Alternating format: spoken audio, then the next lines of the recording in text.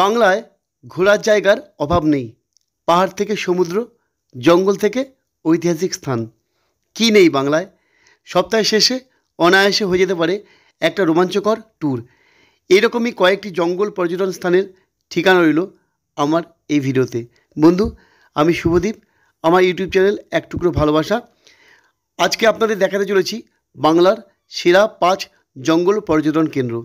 কিভাবে যাবেন, কোথায় থাকবেন, সমস্ত কিছু বিবরণ নিল আমার ভিডিওতে। তাহলে শুরু করা যাক। নাম্বার 5, নদিয়া জেলার বেথুয়াডহরি অভয়ারণ্য।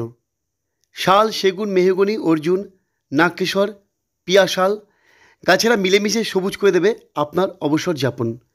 কত রকমের জানা অজানা পাখির ডাক ভুলিয়ে দেবে শহরের একমাত্রিক জীবন।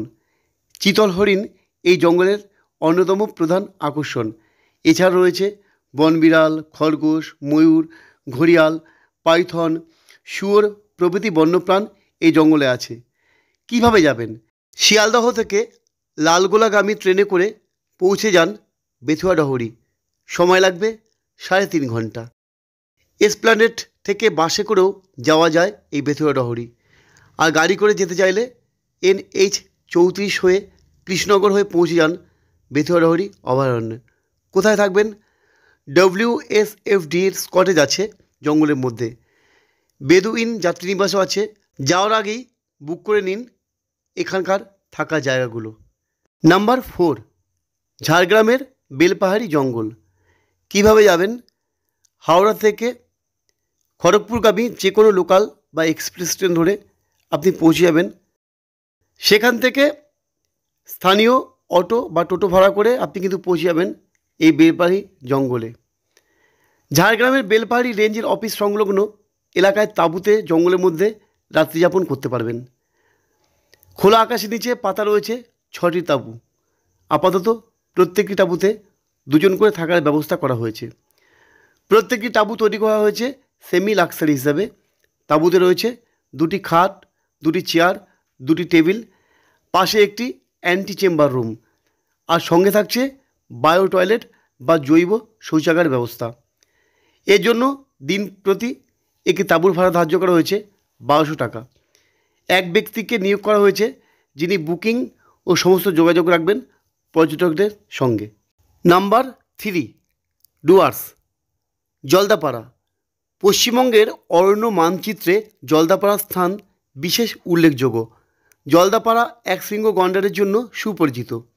একশৃঙ্গ গন্ডার দেখতে এখানে বছরভর পর্যটকের ভিড় লেগেই থাকে। সকাল 10টা থেকে 2টো পর্যন্ত ডে ভিজিট চালু থাকে। ভাগ্য ভালো থাকলে দেখা মিলবে হাতি, গাউর আর গন্ডারের। কিভাবে যাবেন? শিয়ালদহ থেকে 13149 কাঞ্চনজঙ্ঘা এক্সপ্রেসে চেপে পরদিন হাসিমারা স্টেশনে নামুন। সেখান থেকে ভাড়া গাড়িতে মাদারিহাট হয়ে পৌঁছে যান জলদাপাড়ায়। কোথায় থাকবেন? এখানকার হলং বনবাংলো ভারতবর্ষের সেরা বাংলোগুলির মধ্যে একটি। সেখানেই রাত কাটাতে পারবেন। তাছাড়া গরুমারা জাতীয় উদ্যানও রয়েছে। জলপাইগুড়ি জেলার গরুমারা জাতীয় উদ্যান ডুয়ার্সের অন্যতম প্রধান পর্যটন কেন্দ্র হয়ে উঠেছে। তৃণভোজী বন্যপ্রাণীর বিপুল সম্ভার গরুমারার অহংকার। উপরন্তু বিশ্বে লুপ্তপ্রায় প্রাণী একশৃঙ্গ গন্ডারের এটাই অন্যতম নিশ্চিন্ত আশ্রয়স্থল। কিভাবে যাবেন? শিলিগুড়ির PC মিত্তাল বাসস্ট্যান্ড থেকে মালবাজার চালসা হয়ে লাটাগুড়ি যাওয়ার বাস পাওয়া যায়। দূরত্ব প্রায় 75 কিলোমিটার। জলপাইগুড়ি থেকে চালসা মালবাজারগামী বাসও লাটাগুড়ির উপর দিয়েই যায় এবং মালবাজার স্টেশন থেকে সরাসরি গাড়িও পাবেন। কোথায় থাকবেন? গরুমারায় থাকার ব্যবস্থা এখানে প্রচুর রয়েছে। লাটাগুড়িতে নানা মানের হোটেল এবং রিসর্ট আছে। বনবাংলোর জন্য খোঁজ করতে পারেন। DFO জলপাইগুড়ি 03561224907। এখানে ফোন করলেই যোগাযোগের ব্যবস্থা হয়ে যাবে। নাম্বার 2, সুন্দরবন। ম্যানগ্রোভ অরণ্যে ভরা এই সুন্দরবনেই দেখা মেলে পৃথিবীর বিখ্যাত রয়্যাল বেঙ্গল টাইগারের। সবুজ বনভূমির দেখার পাশাপাশি অফুরন্ত জলরাশির উপর ভেসে বেড়ানো, সঙ্গে বন্যপ্রাণী দর্শন এই সুন্দরবনের ভ্রমণকে যথেষ্ট রোমাঞ্চকর করে তোলে। সুন্দরবন ব্যাঘ্র প্রকল্প এলাকার দর্শনীয় স্থান হলো গোসাবায়। হ্যামিল্টন সাহেবের বাংলো, বেকন বাংলো, পাখিরালয়, সজনেখালি ওয়াচ টাওয়ার, মিউজিয়াম ইত্যাদি। কিভাবে যাবেন? কলকাতা থেকে রেল বা সড়কপথে ক্যানিং স্টেশন, সেখান থেকে অটো, বাস কিংবা টোটোয় চেপে চলে যান সোনাখালি লঞ্চঘাট। কলকাতা থেকে সড়কপথেও সরাসরি আসা যায় সোনাখালিতে। এছাড়াও দক্ষিণ চব্বিশ পরগনার কৈখালি, রায়দিঘি ও গদখালি থেকেও সুন্দরবন ভ্রমণের ব্যবস্থা আছে। কোথায় থাকবেন? সুন্দরবন ভ্রমণে আসা পর্যটকদের অনেকেই লঞ্চে রাত্রি যাপন করে থাকেন।